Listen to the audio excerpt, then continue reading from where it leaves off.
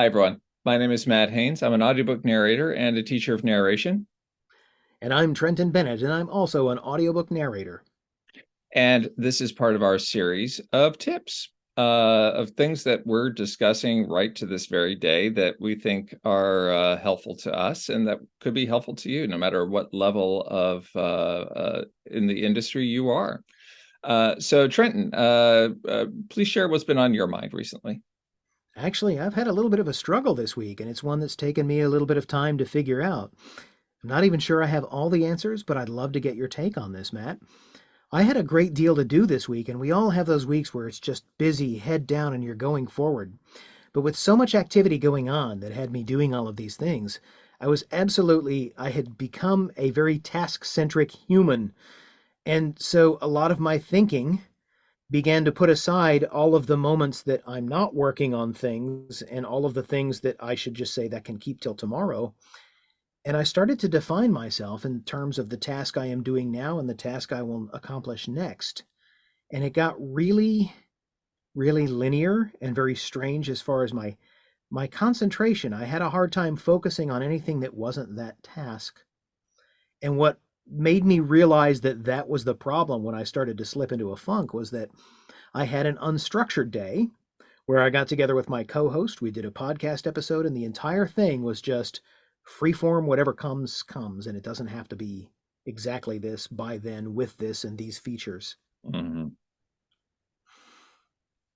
So, what we're talking about is grind, and we're also talking about burnout.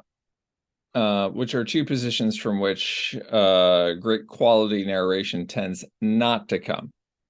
Now, of course, missing deadlines and not getting started in the first place is also not a place where great narration tends to come from. Exactly. So the question then is, okay, being a responsible person, carrying out what one said one was going to carry out.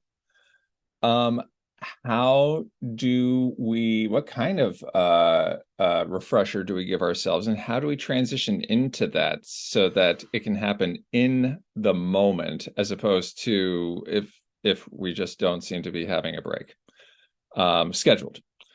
What I find tends to help is taking a minute and standing up.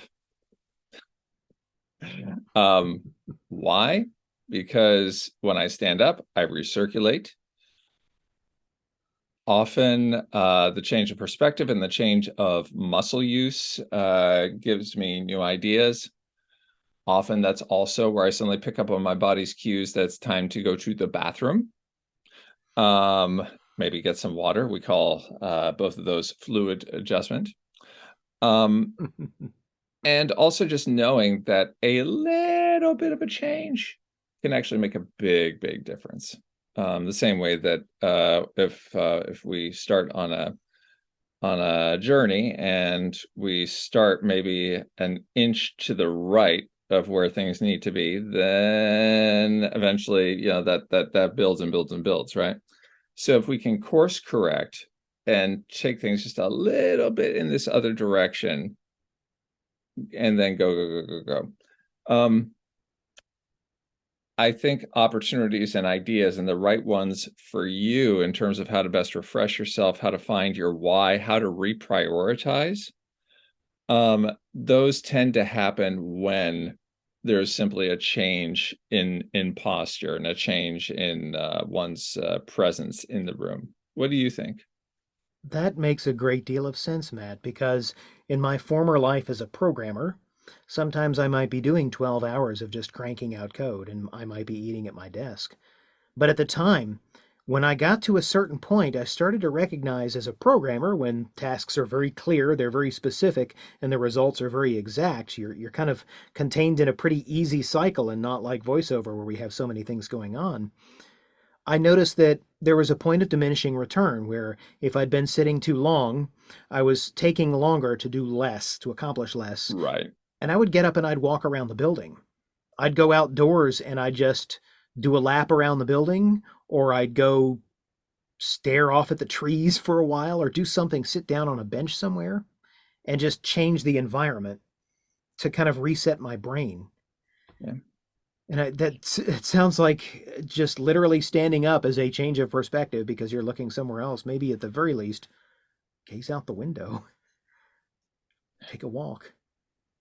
And the question I sometimes need to ask myself is, do I believe that if I keep going at this, I will never have to do this sort of thing ever again? In other words, am I trying to squeeze so that I can have ultimate freedom, from ever having to do this? Because that's probably never going to happen. So if I can invest in the how I'm doing the thing and being okay with leaving some undone, and maybe giving people a heads up about it, but then the more likely it's going to be that I'm going to enjoy the process. And to enjoy the process, I mean, the thought that just popped into my head was, is the purpose of reading a book to finish reading the book? When we read for pleasure, no, that's not the purpose. So of course that's the destination, but that's not the purpose. So yeah, when you or I sit down to read a book for pleasure, I mean, it is a pleasure doing this. I mean, that's what's amazing about this industry. But just in our off time, um, there's not the idea of, okay, all right, You're going down, book. I'm going to almost get to that finished, back almost cover. finished, almost finished, almost finished. God, I'm behind. I have this many pages to, the more that we can settle into the actual task and what a more enjoyable relationship with it is, even if it's, again, just that small adjustment, um, that can be very powerful. Those are my thoughts. I love spending a long day just narrating if I get the chance to just narrate. Hmm. And I think what you're saying is very important from that perspective, because if I ever get to the point where I'm narrating just to knock it out and not have to narrate again, I'm that sounds like a symptom of burnout. That Right. sounds like something to watch for, like an alarm bell ringing that says you need to be able to fall back in love with what you love to do, because right now you're not in love with it. You're letting it define you, and that is not Right. healthy. That's not a loving relationship. That's codependence. That's not There a you healthy go. marriage to our craft. Exactly. Okay. Well, thank everyone. My name is Matt Haynes. And I'm Trenton Bennett. And as your narrators and teachers of narration, I hope that our voices and your ears meet again real soon. Me too. Thanks, everybody. Thanks, everyone.